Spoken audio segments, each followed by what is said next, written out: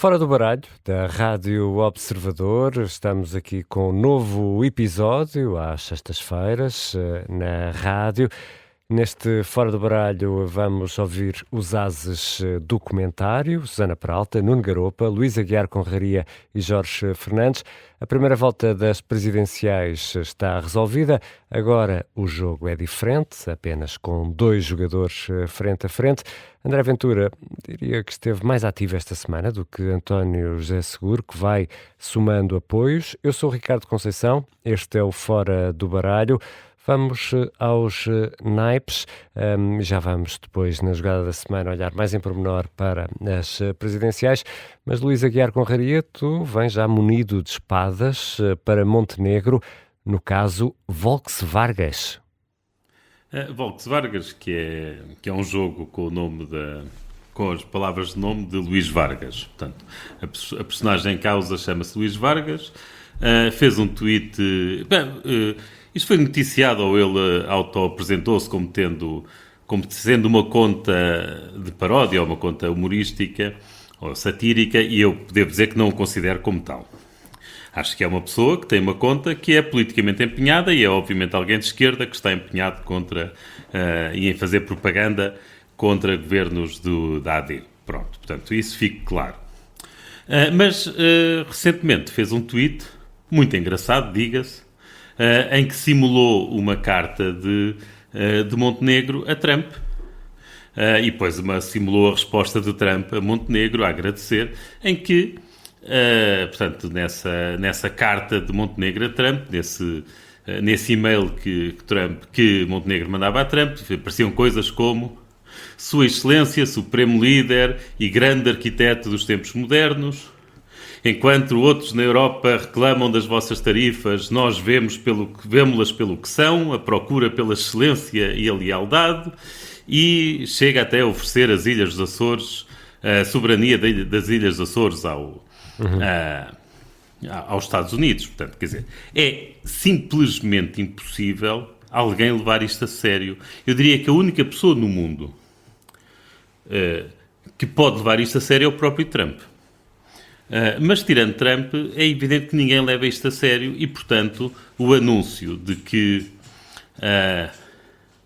iam processar esta pessoa, portanto, iam recorrer às instâncias judiciais para... não sei exatamente qual é a acusação, mas isto deve ser que há uma acusação de difamação. Ou de difamação, não sei bem o que é que querem. Difusão de informação falsa. E isto ser discutido em Conselho de Ministros e ter um ministro como o Leitão Amaro a falar, a dizer que a posição internacional de Portugal está em causa, é demasiado ridículo. É demasiado ridículo. É não respeitar a liberdade de expressão. Uhum. Isto é mesmo não respeitar a liberdade de expressão. Isto é intimidar quem se opõe ao governo. Porque obviamente que estes processos custam dinheiro, mesmo aos acusados, se bem que eu acho que aí Montenegro terá azar, porque como operação, agora com as redes sociais, será fácil ao Luís Vargas montar uma operação de crowdfunding para financiar a sua defesa. Eu definitivamente contribuirei se ele o fizer. E já agora, Montenegro não é virgem nisto. Quer dizer, Montenegro também foi aquela pessoa que há uns meses pôs os cartazes do Chega em tribunal, pedindo a um tribunal que mandasse retirar os cartazes do Chega, onde ele aparecia ao lado do Sócrates e já não sei mais quem, se calhar para aí de, não sei, José Luís Carneiro ou outra personagem qualquer. E, portanto, já é a segunda vez em que claramente... Montenegro mostra não respeitar a liberdade de expressão e mostra querer instrumentalizar os tribunais portugueses, que obviamente têm mais do que fazer do que estar a perder tempo com estas palermices. Portanto, as tuas espadas. Um naipe muito escuro. As espadas. Vamos passar talvez para ouros. Susana Peralta, tu tens ouros para o governo ou para os restaurantes? A quem é que tu vais dar os ouros? Não, os meus ouros são obviamente para os restaurantes, porque de facto saiu-lhes o jackpot, não é? Não, é pelo dinheirinho na conta do setor da restauração deste país. O pilim, o pilim. Não, é por esta ideia peregrina do governo de vir apoiar o setor dos restaurantes que está em crise. Quer dizer, não há nenhuma razão para o setor dos restaurantes estar em crise. Nós temos um país em que o boom turístico continua aí, no qual temos uma gentrificação das cidades. Não vou agora aqui entrar no debate se isso é bom ou mau, tem aspectos bons. Um deles é que liberta muito dinheiro para este tipo de serviços de proximidade, para este setor não transacionável de proximidade. Portanto, eu agora, se quiser ir jantar a Vila Real, não consigo, tenho de ir jantar aqui ao pé da minha casa e, portanto, enfim, em todo o caso na minha cidade, e portanto estes serviços de proximidade que estão localizados nestas zonas com mais circulação de turistas e gentrificadas têm um poder de mercado relativamente às pessoas que andam por ali, porque de facto é um setor não transacionável, enquanto se eu quiser comprar um livro, no limite, se a livraria ao pé da minha casa estiver demasiado cara, posso, por exemplo, encomendá-lo da Amazon ou até de uma outra, enfim, de uma outra plataforma, não interessa. Portanto, é extraordinário que o governo se lembre de ajudar este setor. Quando um setor está em crise, ou quando há uma percentagem importante de empresas desse setor que estão a perder dinheiro, isso é um mecanismo de mercado que é normal e quer dizer o quê? Que provavelmente há excesso de empresas, há excesso de empregos, enfim, há excesso de oferta, como nós dizemos os economistas, nesse setor. E, portanto, o facto dessas empresas estarem a perder dinheiro faz parte do mecanismo natural do mercado que diz, meus amigos, que estão aqui a mais, vão saindo.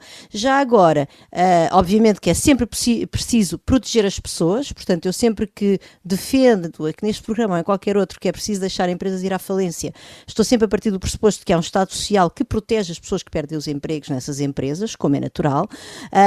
Já agora, isso tem outra... Não é? Tem outra virtude. Não protege os empresários, mas os empresários, em princípio, andaram a acumular lucros, tomaram risco, enfim, eles também não são, têm responsabilidade limitada, portanto, certamente não são responsáveis pelas dívidas das empresas e ainda bem, depois têm que seguir a vida deles, até inclusivamente tornarem-se funcionários de outro setor qualquer. Bom, e dizia eu que há uma preocupação neste país de que estes setores ligados ao turismo geram emprego de má qualidade, baixos salários, etc. E, portanto, isso é mais uma razão para nós deixarmos este ajustamento funcionar. E deixa-me só dizer-te mais uma razão para deixarmos este ajustamento funcionar. Eu tenho aqui números de 2022 do Eurostat que comparam o emprego, portanto, a percentagem do emprego que vai para o setor, neste caso mistura o setor do alojamento e da restauração, portanto mistura os dois, a hotelaria e restauração, mas seja como for, Portugal em termos tem um peso do emprego nestes dois setores que chega mais ou menos, ou que chegava em 2022 a mais ou menos 10%, um bocadinho abaixo dos 10% do peso total do emprego, enfim, do total do emprego no país.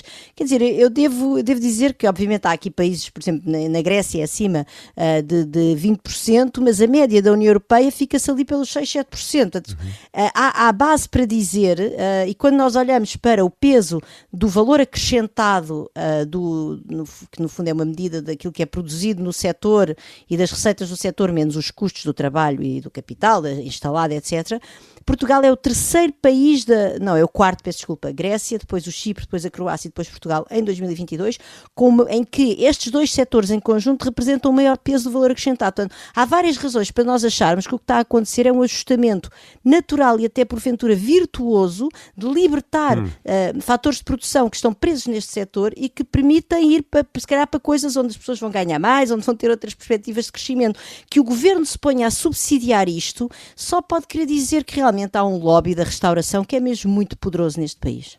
Ouvimos já agora posso acrescentar uma palavra? Há um ministro deste governo, que é o Fernando Alexandre, que tem um artigo publicado numa revista científica que mostra precisamente que a manutenção das empresas zombies, ou seja, empresas que deviam fechar mas depois não fecham por algum motivo, são uma das causas do atraso deste país. Alexandre, que é o Ministro da Educação. E o Jorge Fernandes tem espadas para o Parlamento Europeu aqui por estar a emperrar ou até mesmo a travar o acordo com o Mercosur. Sim, olá a todos. Bem, eu antes de ir ao Parlamento Europeu faço aqui só um pequeno detour para falar sobre Davos, porque esta semana Mark Carney, o primeiro-ministro do Canadá, que é um homem foi um homem da Goldman Sachs, foi governador do Banco de Inglaterra e, portanto, ele fez um discurso extraordinário, que não só na forma, mas também no conteúdo. Ele foi à China na semana anterior e depois veio a Davos basicamente dizer que as potências médias têm que formar alianças para servirem de contrapeso ao Império Americano, que está em forte declínio. Quer dizer, aliás, só um império em declínio faz aquilo que Trump está a fazer, porque um império no seu auge não precisa de fazer isto, devido aos Estados Unidos. E quer dizer, a Europa começa a dar aqui alguns sinais de que estar a querer descolar dos Estados Unidos, pelo menos há algumas tentativas. Por exemplo, o discurso de Macron foi inequívoco e, acima de tudo, um discurso que teve um bocadinho menos de pendor mediático, foi o discurso de Merz, o que é um atlantista de sempre. Ele trabalhou muitos anos no setor privado e sempre em ligação com os Estados Unidos, e que disse com todas as letras que a relação com os Estados Unidos acabou. E, portanto, quando temos o chanceler alemão a dizer isto desta maneira, portanto, acho que é mais ou menos inequívoco. E, portanto, parte destes esforços que a União Europeia pode fazer passam precisamente por estabelecer estes acordos de comércio, com o Mercosul, com a Índia, com a China, enfim, com outros blocos económicos, de alguma maneira para diversificar mercados, para conseguir servir um contrapeso e não estar tão dependente do mercado americano. Basta dizer, para percebermos o alcance histórico deste acordo com o Mercosul, que isto teve 27 anos, literalmente 27 anos a ser negociado, e foi agora, graças a um conjunto de passos institucionais, portanto, foi postulada a ideia do consenso e conseguiu-se, portanto, passar o acordo, e Costa e Van der Leyen foram à América Latina a semana passada e assinaram o documento. E o que é que aconteceu esta semana? Os populistas de extrema-direita e de extrema-esquerda, os grupos parlamentares no Parlamento Europeu, onde está o Bloco, o PC e o Chega, decidiram, naturalmente, à boa velha maneira, tentar dinamitar a coisa, porque acham que os agricultores são uma casta muito importante e devemos fazer fazer perder o destino do continente à custa do meio dúzia de agricultores e do lobby agrícola, que certamente é um setor económico importante. Mas, quer dizer, no grande esquema das coisas, há perdedores e ganhadores neste acordo, naturalmente, como em todos, mas, quer dizer, a Europa não pode estar pendente de haver uns tipos de tratores que vão bloquear Paris ou Bruxelas. É assim, as coisas são o que são, não é? E, portanto, foi pena que a Europa esteja a tentar começar a tentar agilizar o seu processo político, torná-lo mais maioritário e perceber que o consenso permanente e a busca do consenso permanente bloqueiam qualquer sistema político e qualquer sistema de decisão. E o Parlamento Europeu, enfim, o acordo não acabou, mas veremos agora qual é a decisão das instâncias judiciais europeias. Vamos também ouvir o Nuno Garopa. Querias assistir o Jorge Fernandes nesta matéria, Nuno? Não, nesta matéria eu penso que o Jorge tem razão, quer dizer, o discurso de Carney como o discurso de Macron são discursos importantes no sentido em que colocam alternativas neste momento ao confronto que há entre os Estados Unidos e a China. Mas atenção, o chanceler alemão também disse mais coisas, também disse que o projeto europeu basicamente tem sido um grande fracasso nos últimos 30 anos, porque é uma economia estagnada que não conseguiu aproveitar as oportunidades tecnológicas de que foi objeto da União Europeia nos últimos 30 anos. Portanto, atenção, não foi só um discurso a dizer que os outros fizeram mal, ele próprio faz o meia-culpa em relação à União Europeia. Vamos aos teus ouros, Nuno, para a Agenda Nacional da Inteligência Artificial, é isso? Digo, mas também digo que o Jorge está a dizer aqui que concorda com o que eu disse, e portanto fica registado. Concordo, o Jorge concorda absolutamente, Nuno, e o chanceler não foi claríssimo a dizer que a Europa tem que se deixar de regulação e tem que avançar. Temos de avançar ou não há ouros? Temos de avançar. Não, vou ser muito breve. Isto passou despercebido na campanha eleitoral, infelizmente. Acho que é uma agenda importante. Estamos todos de acordo que é muito importante, mas o que eu queria enfatizar é, por comparação com aquilo que foi há 20 anos o plano tecnológico, que todos recordam que era também um plano de assistência à melhoria da produtividade através de melhorias tecnológicas e que teve resultados, como todos sabemos, muito aquém das expectativas. 2 pontos. Acho que este plano insiste numa certa monitorização, que é isso que falhou há 20 anos, que haja monitorização da aplicação destes investimentos e deste plano. Onde eu acho que Gonçalo Matias deveria pensar melhor é na governança desta agenda, porque o plano tecnológico, todos lembramos, começou com uma governança tecnocrata, que era José Albuquerque Tavares, nosso colega na SBE, ou colega da Susana, mas na altura também meu colega na SBE, e depois o Partido Socialista tomou conta daquele projeto, correu com o José Tavares e tornou-se numa coisa absolutamente confusa dentro do Partido Socialista e de guerras do Partido Socialista, e claro que morreu em 2011. Eu acho que era importante que isto não ficasse dependente da AD, mas que houvesse um cuidado, uma governança transversal, não partidária, para que isto seja de facto um projeto para 10 anos. E já voltamos para a jogada da semana do Fora do Baralho, com a Susana Peralta, o Luís Aguiar Conraria, o Nuno Garopo e o Jorge Fernandes. Vamos falar sobre a primeira volta das presidenciais e, claro, também sobre a segunda, e fica o desafio aos ouvintes para partilharem pensamentos ou perguntas para o episódio extra de domingo, em que um dos membros do painel responde aos comentários. É muito fácil, basta enviar um e-mail para foradobaralho@observador.pt. Na segunda parte, já a seguir, vamos continuar a discutir a campanha e as presidenciais.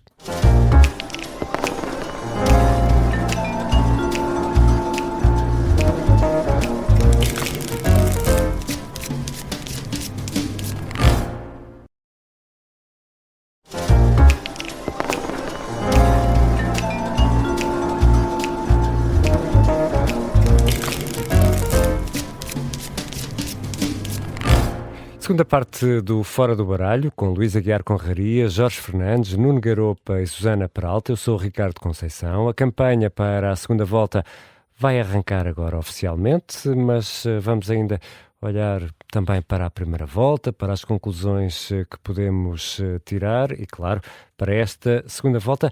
E queria começar pela recusa de António José Seguro em participar no debate das rádios. André Ventura aceitou participar num debate que seria organizado pela Rádio Observador, Renascença, Antena 1 e TSF, mas Seguro recusou essa hipótese, irá apenas participar num debate de 75 minutos, nesta terça-feira, às 8h30 da noite, organizado pelas televisões, RTP, SIC e TVI. Jorge Fernandes, compreendes a decisão de Seguro? Sinceramente não, e acho uma decisão profundamente negativa. António José Seguro não querer ir a debate com André Ventura. E eu acho que António José Seguro, para sermos claros nos termos do debate, e eu sou apoiante de António José Seguro, vou votar em António José Seguro, portanto, para não haver nenhum equívoco aqui naquilo que eu estou a dizer, quer dizer, isto só me compromete a mim, não faço parte de nenhum órgão, de nenhuma comissão, de nada, mas vou votar em António José Seguro. No entanto, acho que é importante para a legitimidade política, o capital político, o próprio Presidente da República necessitará indispensavelmente depois do dia 8 de fevereiro, porque eu acho que o mais preocupante neste momento e aquilo que deveria preocupar Seguro é aquilo que se vai passar no dia a seguir às eleições, porque ele ser apenas eleito porque é um moderado, que não ofende ninguém, que não atentará contra direitos, isto não chega para fazer um Presidente da República. Ele tem que mostrar as suas ideias, ele tem que, quer dizer, é importante que as pessoas... Há naturalmente uma componente que pode ser de rejeição de Ventura, de rejeição das ideias de Ventura, mas a legitimidade do Presidente da República também tem que vir das suas ideias, do debate com a outra parte. Portanto, António José Seguro tem que mostrar aos portugueses aquilo que, para quem tenha dúvidas, eu acho que poucos portugueses terão dúvidas sobre o que é ou quais são as propostas de André Ventura, mas António José Seguro tem que mostrar, não meramente por omissão ou não meramente por não aparecer, o quão mau aquilo que Ventura, quer dizer, na visão do Seguro, claro, o quão mau é aquilo que Ventura tem para o país. E tem que mostrá-lo cara a cara, face a face, e explicar a Ventura e o porquê, como e quando, quer dizer, porquê que aquilo é mau para o país e para Portugal. Neste Fora do Baralho há 3 pessoas, pelo menos, que vão votar em Seguro, assumidamente. Susana Peralta, António José Seguro diz que já houve 31 debates, portanto um debate é suficiente para esta segunda volta, sendo que a segunda volta é outra eleição. Compreendes isto? André Ventura já o está a acusar de ter medo. Eu, tal como o Jorge, vou votar no António José Seguro nesta segunda volta, tal como votei na primeira, e como já disse, apoiei-o desde o início e faço parte da Comissão de Honra de António José Seguro. Portanto, atenção que, quer dizer, vai haver um debate, não é? É Vai haver um debate na debate televisão. na Isso televisão, é sim. um elemento importante. Um segundo elemento importante é que, antes de António José Seguro recusar este debate das rádios, que já agora eu vou concordar com o Jorge, eu acho que é uma má ideia recusar, acho que não era mau haver um debate televisivo e um debate nas rádios, até porque há pessoas que, enfim, embora os debates da televisão vão parar a podcast, mas quer dizer, há pessoas que se calhar não são dadas ao podcast e, portanto, também era uma maneira de alargar a cobertura aos eleitores que podiam ter acesso a um debate entre estes dois candidatos que vão à segunda volta. Mas também é preciso aqui recordar que antes de haver esta polémica em torno do debate da rádio, André Ventura andou a querer que António José Seguro fizesse 3 debates e já estava quase Era um a por semana. sugerir debates, um por semana, e depois era quase a sugerir debates praticamente setoriais, um sobre a saúde, outro sobre a habitação, quer dizer, isto também aqui não é uma corrida para o poder executivo, e portanto isso também às tantas não fazia nenhum sentido, e parece-me também que é nesse contexto que vem esta recusa. Pronto, e já agora, eu acho que há outras formas, portanto eu já fui bastante clara que eu acho que o debate das rádios era importante e que não percebo porque é que António José Seguro recusa este em particular, percebo muito bem porque é que recusa a ideia de André Ventura de andar a debater dia sim, dia não, porque de facto nem sequer são muito esclarecedores já agora os debates com André Ventura, e portanto eu percebo que isto se mantenha dentro dos mínimos democráticos, mas também não concordo com o Jorge quando ele diz que António José Seguro basta, enfim, no fundo afirmar-se um bocadinho em contraponto a André Ventura, quase tanto calado ou não mostrando ao que vem. Isso não é verdade, quer dizer, eu tenho estado a seguir o candidato nas redes e ele tem andado a fazer, esta semana hoje esteve na Faculdade de Economia do Porto, com jovens empreendedores, teve uma reunião ontem com várias pessoas ligadas às relações internacionais para discutir a situação internacional. Portanto, António José Seguro está a fazer o seu trabalho e está junto está junto de diferentes grupos com quem ele entende, ou a campanha dele entende que é importante. Não me parece que ele esteja em casa sentado no sofá à espera que a presidência lhe caia no colo só porque o seu opositor é André Ventura. E tu, Nuno Garupa, como é que olhas para isto? Eu não tenho muito a acrescentar. Acho que António José Seguro fará as suas opções estratégicas. Sinceramente, parece-me que António José Seguro tem todo o incentivo em ter o máximo número possível de votos na segunda volta, porque, evidentemente, as eleições presidenciais ganham-se por um voto, mas, de alguma forma, obviamente, um presidente eleito por, digamos, 2 milhões ou quase 3 milhões de votos, ou seja, próximo de 70%, ou com pouco mais de 2 milhões de votos, ou seja, um pouco acima de 50%, fará alguma diferença em termos daquilo que é a legitimidade democrática, não legitimidade formal, que é igual, mas sinceramente eu neste momento não sei se esta questão realmente tem algum impacto eleitoral e, portanto, não sei até que ponto não é mais útil António José Seguro fazer esta campanha de proximidade e contactar eleitorados que eventualmente ele acha que ainda estão algo reticentes, do que estar a debater novamente com André Ventura, até porque esses debates não têm novidade nenhuma. Nós já sabemos o que é que esses debates querem dizer e também sabemos que André Ventura e António José Seguro têm objetivos muito diferentes no dia 9 de fevereiro. E, portanto, continuar a alimentar um pouco essa narrativa que está a fingir que, no fundo, a noite eleitoral termina a 8 de fevereiro, quando nós sabemos que, obviamente, António José Seguro quer ser Presidente da República, mas André Ventura está a construir a maioria alternativa para ser Primeiro-Ministro, não sei se os debates é a melhor forma, de facto, de estar a alimentar essa fantasia. Luís Aguiar Conraria? Deixa-me fazer aqui 2 comentários. Em relação a este início de campanha e aquelas referências que a Susana fez em relação a estas aparições de António José Seguro, como por exemplo aqui na FEP, no Porto. Na Faculdade de Economia a FEP do é a Porto. Faculdade de Economia, sim, desculpem, a Faculdade de Economia do Porto. Parece-me que António José Seguro está com uma pose demasiado presidencial quando ainda é candidato. Pronto. Eu queria fazer esta Isso traduz-se em quê, Luís? Não, traduz-se nisto. Traduz-se em estar no tom de voz, no público que tem. Parece que não anda à luta pelos votos e, apesar de tudo, acho que devia claramente andar à luta pelos votos. Se bem que há aqui uma desculpa que é, realmente, oficialmente, ainda não estamos em campanha eleitoral. Pode ser que a partir de domingo esta atitude mude. Pronto. Portanto, feita esta ressalva, queria falar no resto. Eu acho que sim, que devia haver pelo menos 2 debates, um na televisão e outro na rádio, mas não, desculpem lá, eu acho que é um bocado, acho que é hipocrisia falar que deve esclarecer as pessoas ou que devemos procurar esclarecer, porque isso simplesmente é impossível num debate com André Ventura. André Ventura interrompeu António José Seguro quantas vezes naquele debate de 30 minutos que fizeram? Eu não contei, mas deve ter sido para aí 200 vezes.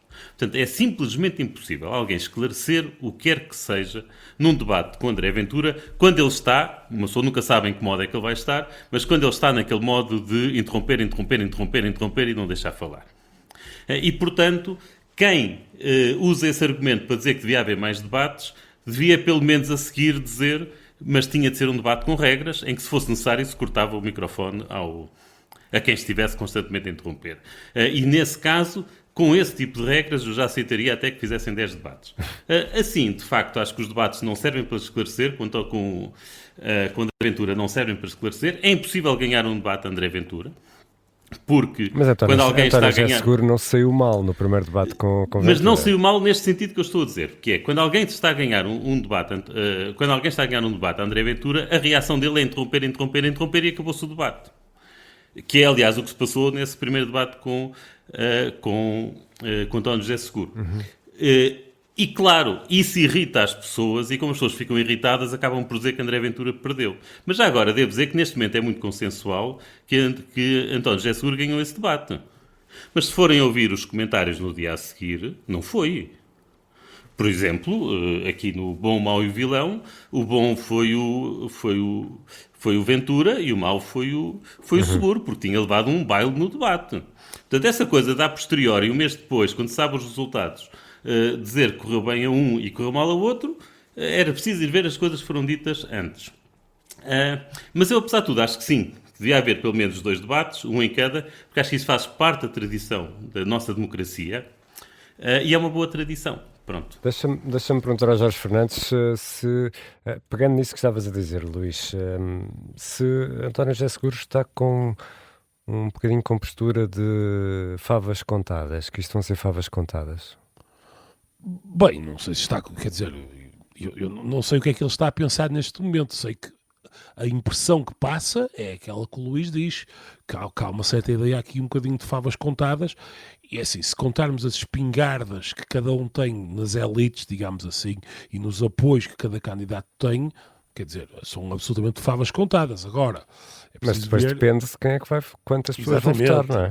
E a questão é quem é que vai votar no dia. Eu, apesar de tudo, olhando para o mapa tal como ele está, acho que a probabilidade de André Ventura ser eleito é muitíssimo baixa. Nunca se pode eliminar completamente, mas é muitíssimo baixo. Mas eu acho que, da nossa conversa toda que estamos aqui a ter, eu acho que o Nuno tocou no ponto que para mim é essencial. É que aqui eles têm os 2 objetivos diferentes. Seguro tem um objetivo de ir para Belém. E quando for para Belém, no fundo o jogo dele acaba. Ventura, isto é uma iteração de um jogo com N iterações em que vai continuar. Já teve umas eleições presidenciais, legislativas o ano passado, agora tem umas presidenciais, espera ter o mais depressa possível, certamente, outras legislativas. Portanto, para André Ventura, a luta continua. Isto é, ele não precisa de ganhar para, eventualmente no dia, quer dizer, se Ventura perder, não podemos dizer que ele perdeu, isto é, porque o objetivo dele não é chegar a Presidente da República. Mas vai ser importante a votação que vai ter, não é? Exatamente, a questão é, precisamente, a questão aqui, deixa-me só dizer isto, sim. A questão aqui precisamente é a magnitude da vitória de André Ventura, da derrota de André Ventura.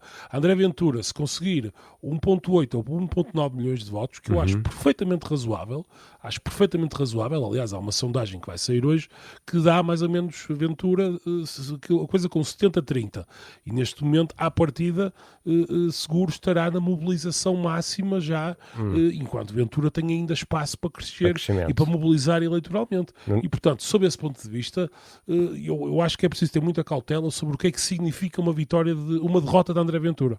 Nuno Garopa? Eu queria exatamente enfatizar isso, quer dizer, nós não podemos entrar aqui no raciocínio de que isto é meramente contar votos na noite eleitoral, porque enquanto para Seguro é evidentemente ter 50,1% ou ter 70%, ele continua a ser Presidente da República, mas não é o mesmo do ponto de vista da sua legitimidade democrática. Agora, sendo formal a mesma, democrática não é, a questão é André Ventura. André Ventura com 1,5 milhão é uma derrota honrosa, ou seja, um resultado que no fundo tem o Chega e mais uns votos. André Ventura, próximo dos 2 milhões, está acima do que teve a AD. Portanto, cria um problema claro a partir de 9 de fevereiro a AD. Portanto, nós temos que estar na noite eleitoral, não só olhar para as percentagens, mas para o volume de votos. Ventura está no 1,5 ou está nos 2? Seguro está nos 2 e qualquer coisa ou está próximo dos 3? Essas é que são questões fundamentais. E não O Nuno está a falar em milhões. Em milhões, sim. Em milhões. Susana. É preciso estar muito habituado a ouvir o Nuno Garopa a falar de eleições para perceber esta escala Garopa. Desculpa, não, eu queria só voltar um bocadinho atrás, porque Sim. quando o António José Seguro foi ao programa do Ricardo Araújo Pereira, e é para ligar ao que o Luís disse do debate com o André Ventura, dos debates em geral com o André Ventura, que o Ricardo Araújo Pereira fez uma colagem de excertos do debate entre António José Seguro e André Ventura, que aliás era um debate na altura de meia hora, não é? E em que dezenas de vezes só se vê António José Seguro a dizer dá-me licença que termine. Posso terminar? E pronto, e de facto isso é, penso eu, assim, a imagem mais plástica da impossibilidade que é, e onde eu acho que de facto António José Seguro teve muito bem nesse debate, porque ao colocar permanentemente aquela pergunta a André Ventura, sem nunca subir o tom de voz, com uma calma, realmente uma estoicidade quase, pronto, acabou por devolver à vista de toda a gente as técnicas de debate de André Ventura, que não são verdadeiras técnicas de debate, são técnicas de destruição do debate. Mas pronto, era apenas para reforçar o que disse o Luís. Susana, vamos regressar aqui aos milhões do que o Nuno falava. O que é que será um bom número para André Ventura nesta segunda volta? Acho que um bom número é qualquer coisa que aumente o número de votos que ele teve nas legislativas, que foi para 1.300.000, não foi? Corrijo-me, Nuno, por favor. Agora teve 1,3 nestas. Então teve 1.3 agora, então tinha tido 1,5 milhão. Exatamente. Pronto, portanto eu acho que ele o que ele vai querer é aumentar essa base de apoio popular relativamente às legislativas. Qualquer coisa acima disso para ele é boa e vai reforçar a sua narrativa de ser o líder da direita ou líder da direita. Se ele conseguir ter mais votos agora do que os votos que a AD teve nas legislativas, ainda melhor, porque André Ventura depois ele é um grande especialista em virar o bico a qualquer prego, não é? Portanto, ele contará depois a história que lhe faz falta para dizer que ele representa mais pessoas. E vamos aqui aproveitar ainda o tempo que temos, cerca de 5 minutos, para falar da neutralidade declarada pelo CDS, PSD e Iniciativa Liberal. Compreendes esta declaração de neutralidade, Luís Aguiar Conraria? Eu compreendo, quer dizer, eu compreendo tudo, portanto não tenho problemas nenhum. Não tenho problemas. Há dois candidatos e é normal que os votos se dividam pelos dois e que haja gente do CDS a votar no André Ventura e que está mais próxima de André Ventura e pessoas que preferem votar numa pessoa mais moderada. A mim, o que me custou mais ouvir foi, na verdade, umas declarações de Paulo Núncio, acho que foi no canal Now, onde ele, muito enfaticamente e quase aos gritos, ali insiste muito que a gênese do CDS é ser contra o socialismo e que o seu ato fundacional quase que foi votar contra a Constituição Portuguesa, porque a Constituição Portuguesa dizia que havia ali um caminho para o socialismo. Dizia e diz, não é? Faz parte do nosso preâmbulo. E eu percebo perfeitamente esse voto contra na altura, mas parece-me que há aqui alguma ignorância histórica. Quer dizer, o socialismo que se falava nos anos 70 era o socialismo que é comunismo. A União Soviética era a União das Repúblicas Socialistas Soviéticas. E quando se falava em caminho para o socialismo, não se está a falar da social-democracia, que é representada a nível europeu, aqui em Portugal, pelo António José Seguro. E se olharmos para a social-democracia, então é absolutamente mentira que a democracia cristã tenha nascido por oposição à social-democracia. Pelo contrário, o Estado europeu, o Estado Social Europeu, é um compromisso e é um encontro e é um consenso da democracia cristã com a social-democracia. É uma construção conjunta e não de um por oposição ao outro. Portanto, tirando essa precisão histórica, eu acho que é perfeitamente razoável que se abstenham. Até tudo bem. Nuno? Nuno Gropa?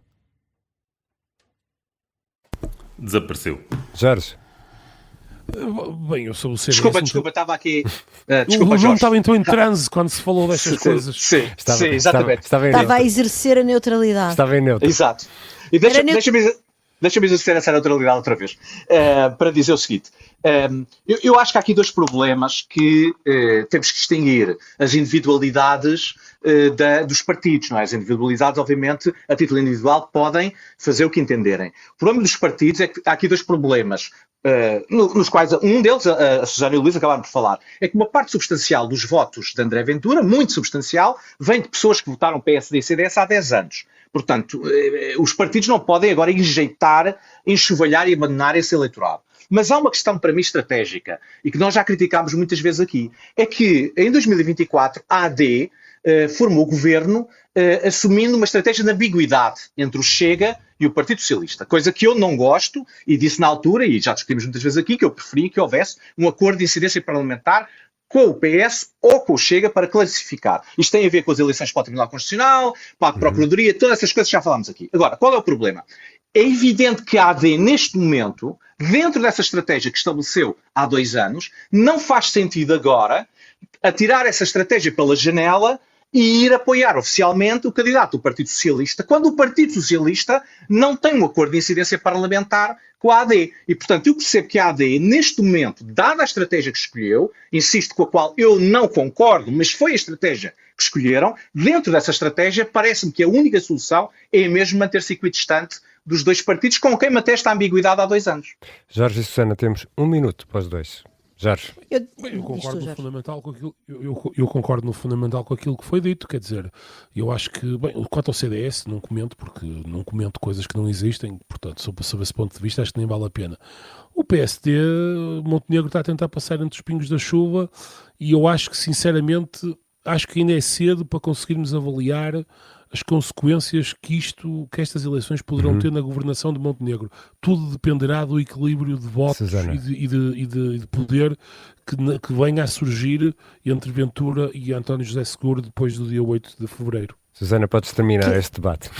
Que a normalização do Chega pelo Montenegro e por esta AD já começou há mais tempo, eu concordo, e portanto que esta agora desta noite eleitoral vem nesse seguimento, não tenho nada a acrescentar. Agora, que esta foi mais simbólica, mais importante, e que é mais um prego no caixão da AD para dar argumentos às elites e ao povo para fazer do Chega o grande partido da direita e para fazer com que os moderados saiam do PSD para outro partido, para o PS, não sei se o futuro dirá, nesta grande reconfiguração do sistema partidário, isso parece-me evidente. Portanto, há essa razão, vamos dizer, pragmática para Montenegro ter reagido de outra forma, mas se calhar já devia ter começado antes, e depois há uma razão de princípio, quer dizer, um partido social-democrata e um partido democrata-cristão, como o Luís disse, e até um partido liberal, na concepção do liberalismo que eu tenho dela, não pode estar indiferente entre António José Seguro e André Ventura. E para a semana há mais... Fora do Baralho, às sextas-feiras, na hora das 7 na Rádio Observador, com repetição depois no fim de semana, e no domingo de manhã vamos ter aquele episódio extra em que um dos elementos do painel responde aos ouvintes, neste caso será a Susana Peralta no próximo domingo, e é muito fácil entrar em contacto connosco, fora do baralho, @observador.pt.